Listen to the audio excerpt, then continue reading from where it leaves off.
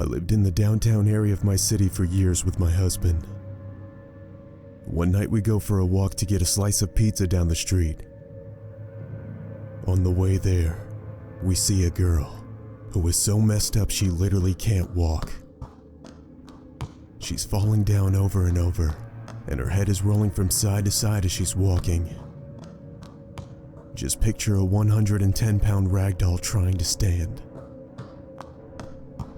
Then as we got closer, we realized she's digging in her bag, like she's looking for keys or something. I stop and ask her if she's okay, and she just keeps mumbling. I have to get away. I have to get away.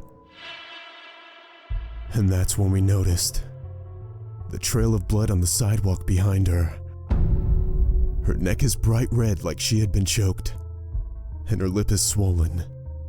We called 911, and she finally takes a deep breath, and she says something horrible. She said she thinks she was drugged, but she knows she was raped. Before we can even get her to calm down enough to tell us her name, a guy with a big scratch on his face and blood on his shirt comes out of nowhere. He's walking up to us quickly, claiming the girl is his wife and she needs to go home with him now. My husband said that the police would decide where she needed to go from here. Then the guy swung at him. My husband and the guy began fighting. Then the girl began to have a seizure. There we were on the sidewalk, my husband and the rapist fighting on the ground, while I've got this girl's head in my lap. All I could do was hope she didn't die before the ambulance got there. What I always found most disturbing wasn't the evil that drove that man to rape that girl, or even having her in my arms seizing, hoping she wouldn't die. It was the dozens of people gathered around us during the course of the exchange. Not a single one offered to help, but one did take a video.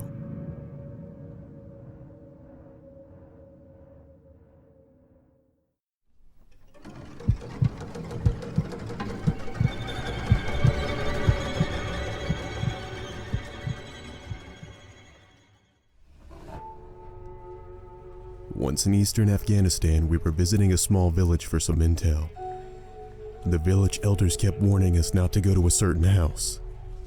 Of course we head over there, assuming he was an opposition fighter, or a bomb maker or something.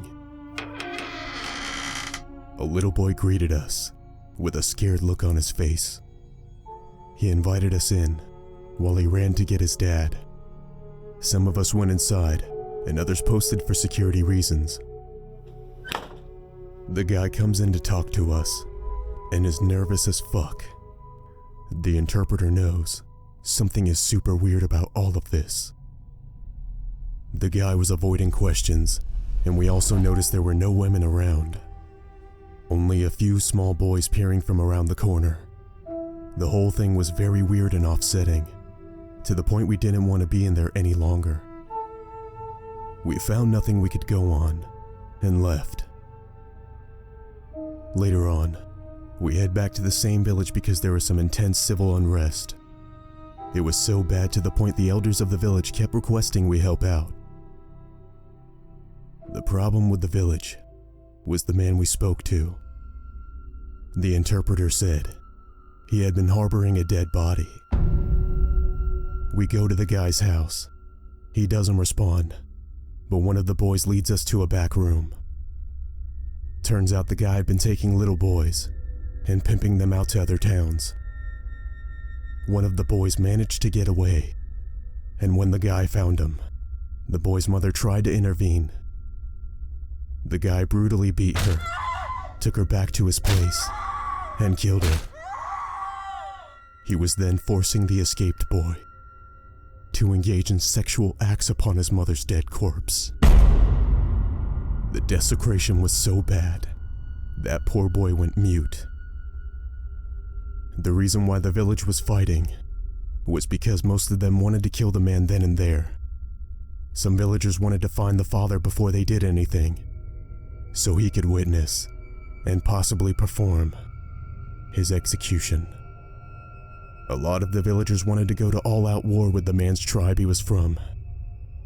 His tribe knew he was pimping out the boys, but never said anything.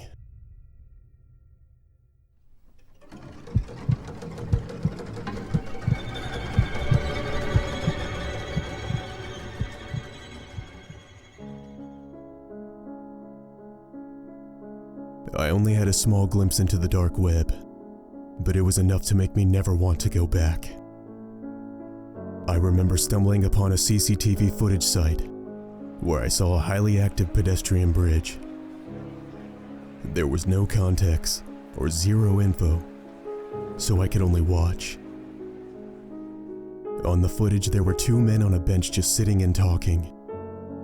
Other people were around, just walking where they needed to go. All of a sudden, one of the men sitting down on the bench blows up.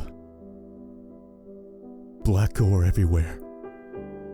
The guy sitting next to him falls over slow motion like, still frozen in the sitting position he was in. After he falls, a torso falls closer to the camera. Everyone on the bridge scatters and runs. Panic completely ensues before bits of flesh and blood fell onto the bridge. The man must have been a suicide bomber because he just exploded. I never went back again.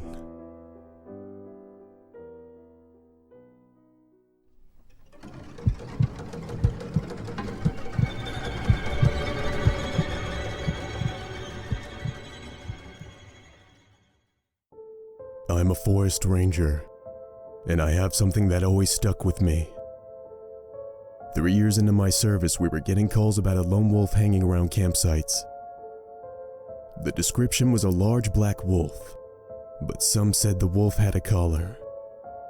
It sounded odd, but when you work in the field for a while, you learn anything is possible. None of the calls mentioned violent behavior, thankfully, so we proceeded to investigate. I wandered for hours around the places it was sighted, but hadn't found anything.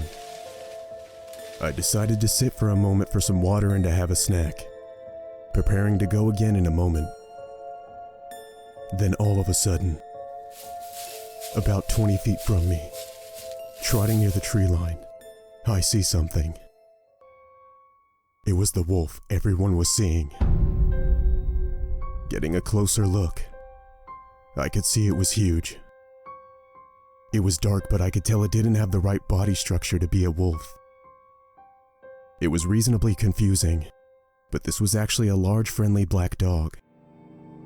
I radioed in that I had the dog with me, but as soon as I said I'd bring it in, the dog took off. It was like he was playing and was seeing how far he could get me to chase him. A typical good dog just having a good time, I thought. I went after the dog, and it was a game of chase for at least 5 minutes. As we were running through the forest, the dog finally slows down near a rock bed area. He begins pacing around the spot, and it seems like he wants me to inspect it. I drew closer, and didn't see anything off at first. Then I noticed it. The overgrowth of nature had almost disguised what appeared to be bones. I called it in immediately, and another team was sent to recover the remains. When I went to retrieve the dog, he was just gone. It was like he vanished, because he wasn't heard, but I couldn't worry about that now. He was friendly enough that I figured we'd catch up to him later. The bones were identified as a teenage male's. He died by a self-inflicted gunshot wound to the head. He'd been reported missing in the area long before I became a ranger, and there was almost no hope of finding him. I spoke to the boy's mom on the phone, and when she asked how I found her son, I mentioned the black dog. I thought I said something wrong, since there was a pause on her side of the line.